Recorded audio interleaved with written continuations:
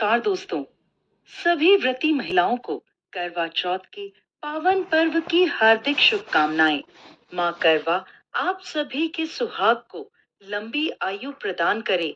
सुख, सौभाग्य और समृद्धि से आपका परिवार सदैव भरा रहे। ऐसी शुभकामनाओं के साथ आइए सुनते हैं करवा चौथ की पौराणिक कथा।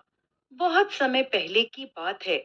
एक साहूकार के 7 बेटे थे और उनकी एक बहन करवा थी। सभी सातों भाई अपनी बहन से बहुत प्रेम करते थे। यहाँ तक कि वो पहले उसे खाना खिलाते और बाद में स्वयं खाते थे।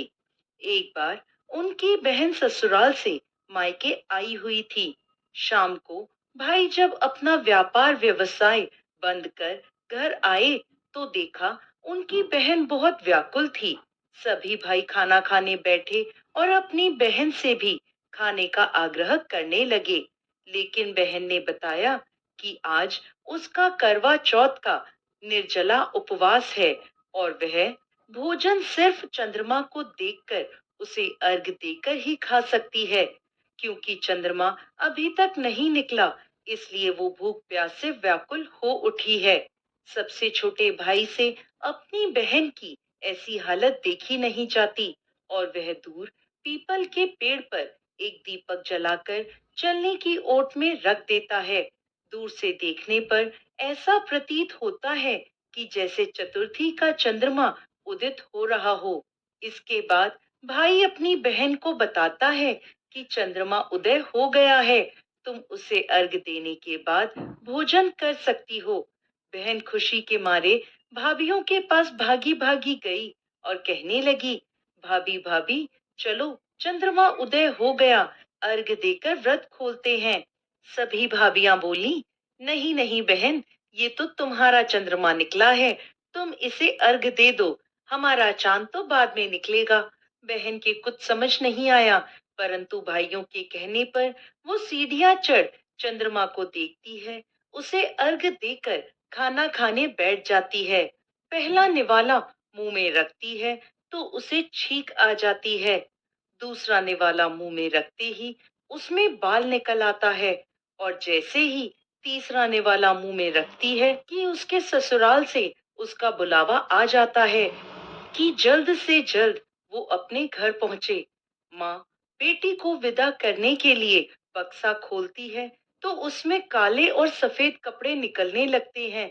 यह देखकर वो घबरा जाती है और बेटी से कहती है कि बेटा, रास्ते में जो भी बड़ा, बूढ़ा या छोटा बच्चा मिले, सबके पैर छूती जाना।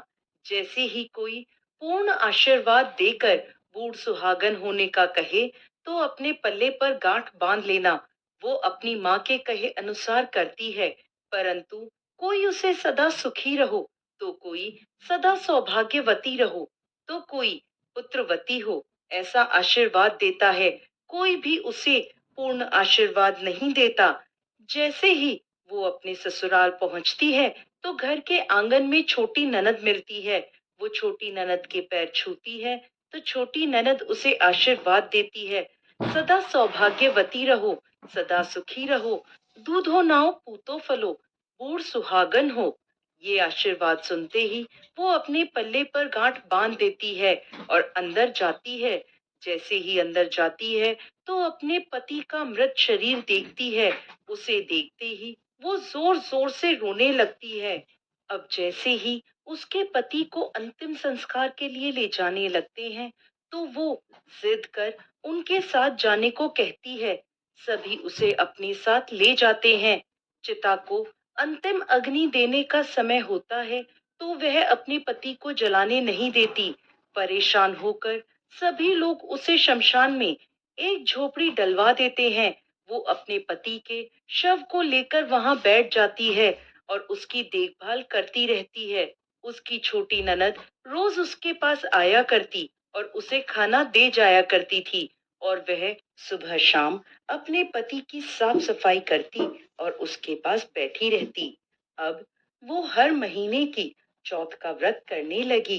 व्रत करती, चंद्रमा को अर्घ देती और जब जोत करने बैठती तो चौथ माता प्रकट होकर कहती, करवा ले, घनी बुखारी करवा ले, भाइयों की प्यारी करवा ले।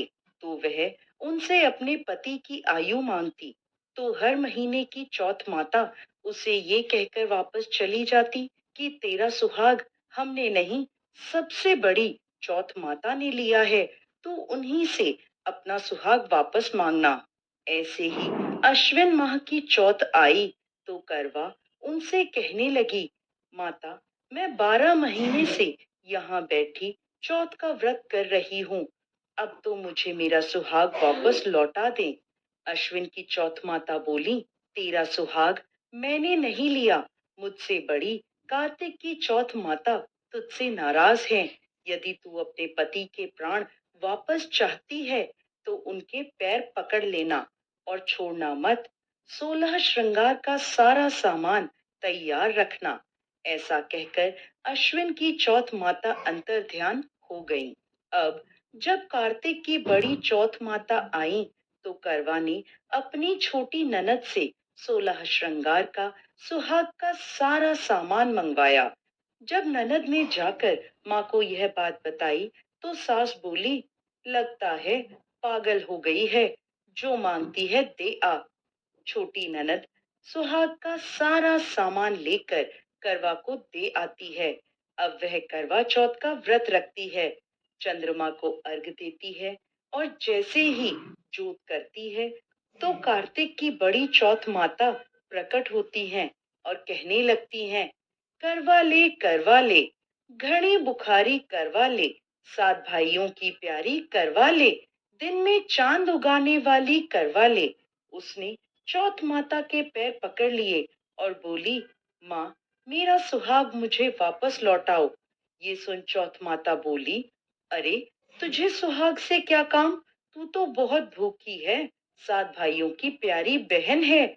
इस बात पर करवा कहने लगी, नहीं माता, मुझसे बहुत बड़ा पाप हो गया, मेरे सुहाग को मुझे लौटा दो।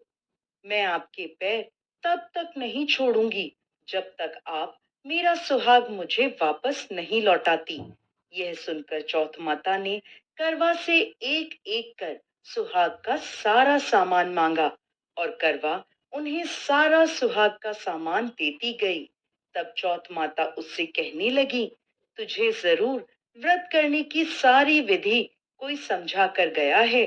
तो करवा कहने लगी, माता, मुझे तो हालात ने सब कुछ समझा दिया, आप बस मेरा सुहाग मुझे वापस लौटा दे।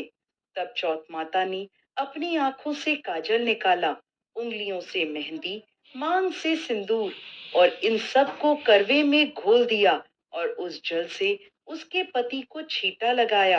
छींटा लगाते ही उसका पति जीवित हो गया। जाते जाते चौथ माता उसकी झोपड़ी पर लात मार गई, जिससे उसकी झोपड़ी महल में बदल गई। करवा के सब आनंद हो गया। शाम को जब छोटी ननद भाभी के लिए खाना लेकर आई तो देखती है कि भाभी की झोपड़ी तो कहीं है ही नहीं। उसकी जगह एक बड़ा सा सुंदर सा महल खड़ा है। उधर खिड़की में बैठी करवा छोटी ननद के आने की प्रतीक्षा कर रही थी। छोटी ननद को आवाज देकर करवा दौड़ी दौड़ी उसके पास।